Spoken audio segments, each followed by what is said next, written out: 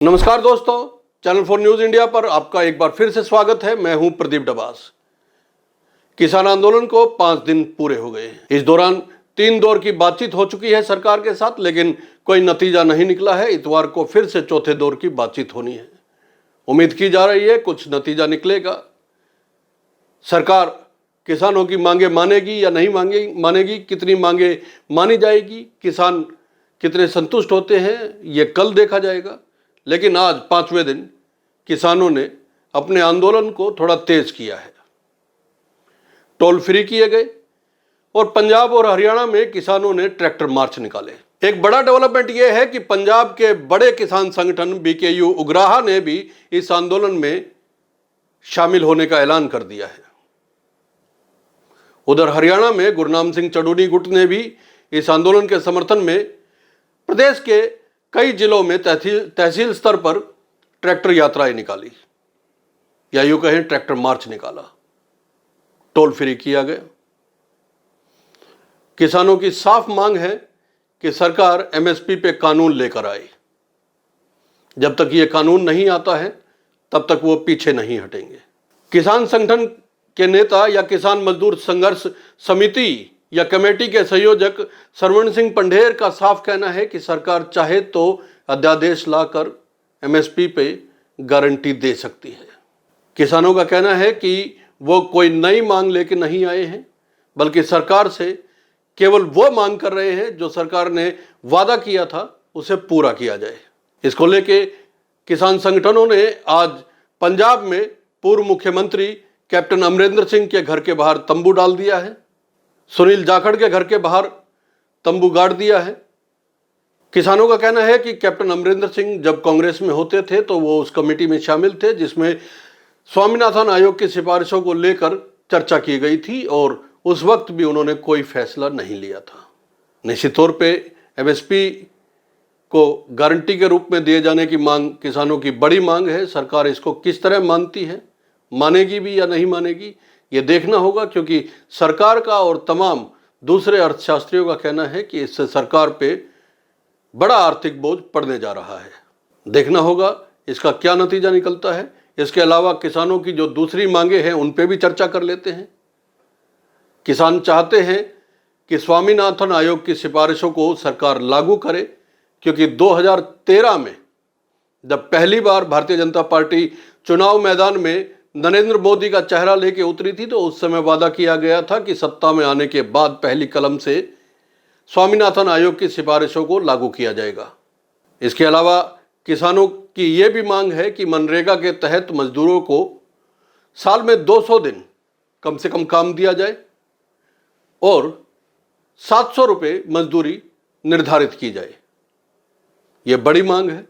और जो चौथी मांग है किसानों की वो ये है कि केंद्रीय गृह राज्य मंत्री अजय मिश्रा टेनी के बेटे ने जिस तरह से किसानों को अपनी गाड़ी से रौंदा था, उस मामले में और कड़ी कार्रवाई होनी चाहिए। ये तमाम मांगे हैं। कल की बैठक होनी है, देखते हैं उस बैठक में क्या कुछ निकलने वाला है, या सरकार के लिए एक बड़ा संकट फिर से खड़ा होने वाला है। किसान अड़े हुए हैं दिल्ली कूच के लिए।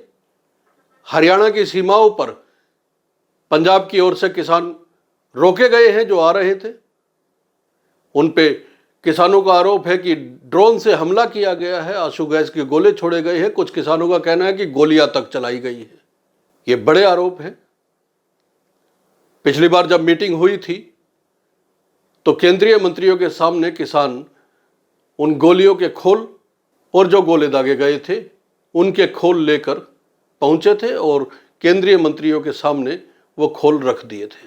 किसानों का कहना है कि इस तरह की अमानवीय चीज़ें उनके साथ नहीं होने चाहिए। वो केवल अपनी मांगों को लेकर प्रदर्शन कर रहे हैं और शांतिपूर्वक प्रदर्शन का सबको अधिकार है, लेकिन सरकार का कहना है कि किसानों की जितनी मांगे हैं सरकार मानने की कोशिश कर रही है और किसानों के हक में सरकार तमाम वो फैसले ले रही है जिससे उनका जीवन स्तर ठीक ठाक हो सके। अब दोस्तों ये सारा घटनाक्रम चल रहा है, कल की बैठक होनी है, लेकिन कुछ सवाल आपके मन में जरूर उठ रहे होंगे। पहला सवाल यही होगा कि एमएसपी आखिर होती क्या है और ये निर्धारित कैसे की जाती है। दूसरा सवाल ये होगा कि क्या देश के किसानों को एमएसपी की जरूरत है। निश्चित तौर पे ये सवाल है जिसका जवाब देश के लोग जानना चाहते हैं। और एक सवाल यह है कि सरकार आखिर एमएसपी पे खरीद क्यों करती है। तो दोस्तों, एमएसपी का निर्धारण कैसे किया जाता है। एमएसपी का निर्धारण सीएसीपी की ओर से किया जाता है। सीएसीपी क्या होता है? CACP commission for agriculture cost and prices को कहा जाता है। ये एक आयोग है जो अलग अलग संगठनों, किसान नेताओं, कृषि अर्थव्यवस्था के जानकारों से बातचीत करके एक कॉस्ट निकालती है, जिसके बाद यह तय किया जाता है कि किस फसल पर कितनी लागत आई है और उसका न्यूनतम समर्थन मूल्य क्या होना चाहिए। ये न्यूनतम समर्थन मूल्य निर्धारण करने का एक पैमाना क्रिएट करती है या बताती है। उसके बाद सरकार न्यूनतम समर्थन मूल्य की घोषणा करती है। अब सवाल ये उठता है कि एमएसपी क्यों दी जाती है। इसके 3 जवाब हो सकते हैं। सबसे पहला जवाब यह है कि एमएसपी पे खरीद करने के बाद एक सुनिश्चितता ये आती है कि किसानों को उनकी फसल का कम से कम वो दाम जरूर मिले जो सरकार ने निर्धारित किया है। यह न्यूनतम समर्थन मूल्य है, एमएसपी है। आपने अलग अलग प्रोडक्ट्स मार्केट्स में देखे होंगे और उन पे एमआरपी लिखा होता है, मैक्सिमम रिटेल प्राइस, कि आप खुदरा में अगर कोई सामान बेचते हो तो उसका ज्यादा से ज्यादा मूल्य क्या होता है। किसान एमआरपी की मांग नहीं कर रहा है, किसान एमएसपी की गारंटी की मांग कर रहा है। न्यूनतम समर्थन मूल्य, कम से कम उसे मार्केट में जो सरकार ने निर्धारित किया है उससे कम पैसा ना मिले, यह किसानों की मांग है।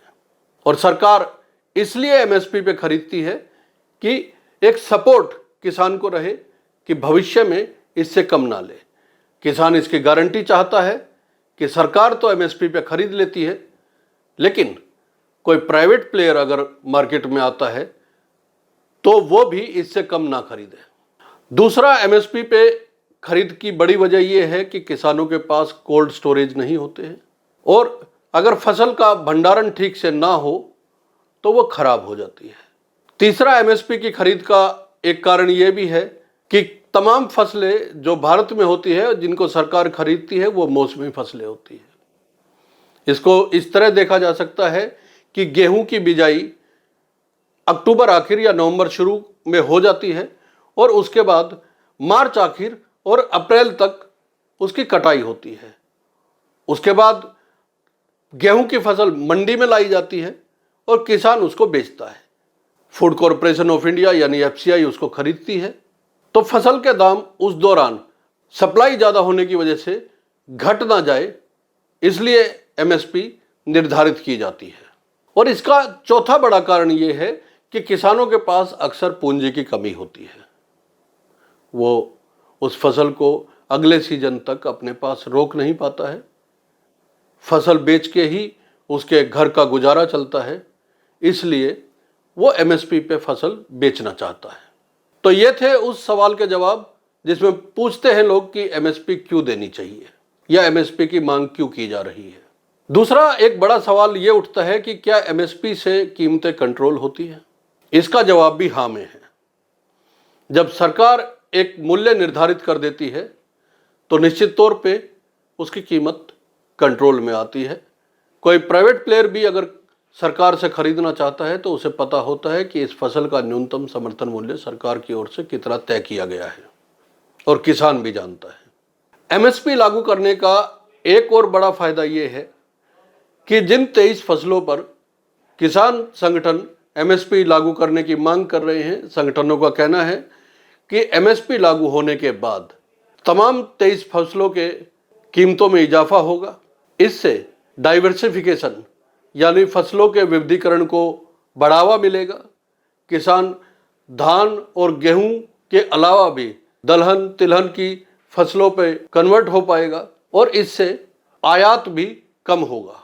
अब सबसे बड़ा सवाल ये खड़ा होता है कि कुछ अर्थशास्त्री और सरकार की ओर से भी तर्क दिया जा रहा है कि अगर तमाम फसलें एमएसपी पे खरीदनी शुरू कर दी गई तो सरकार पे आर्थिक बोझ बढ़ेगा। इसके जवाब में किसान संगठनों का कहना है कि किसान की ज्यादातर फसलें तो सरकार एमएसपी पे खरीद ही रही है। फसल का कुछ हिस्सा किसान अपने खाने के लिए रखता है और कुछ हिस्सा अगले साल बिजाई के लिए बीज के तौर पे रखता है। तो ज्यादातर फसलों का आधा हिस्सा ही मंडियों में आ पाता है। किसान सिर्फ इतना चाहते हैं कि जो प्राइवेट लोग कम कीमत पर उनसे फसल खरीद रहे हैं वो ना खरीदी जाए। किसानों का तर्क है कि इससे अर्थव्यवस्था मजबूत होगी ना कि कमजोर होगी, क्योंकि देश की माना जाता है 70% आबादी ग्रामीण है और ग्रामीण क्षेत्र में जब किसान की जेब में पैसा आएगा तो अर्थव्यवस्था और मजबूत होगी। देखने वाली बात यह होगी कि क्या सरकार किसानों के इन तर्कों को मानती है या समझौता किन्हीं और बातों पे होगा। कितना लंबा चल सकता है ये आंदोलन, ये कल की वार्ता के बाद पता चल सकेगा। आप इस आंदोलन को लेकर क्या सोचते हैं? क्या सरकार किसानों को एमएसपी देने पे तैयार है या हो सकती है? कमेंट करके जरूर बताइएगा। साथ में ये भी बताइएगा कि क्या एमएसपी की किसानों को जरूरत है, देश को जरूरत है या नहीं है। बने रहिए हमारे साथ। वीडियो अच्छा लगे तो लाइक कीजिएगा, कमेंट कीजिएगा और शेयर जरूर कीजिएगा। चैनल को सब्सक्राइब कीजिए। बहुत बहुत धन्यवाद। नमस्कार।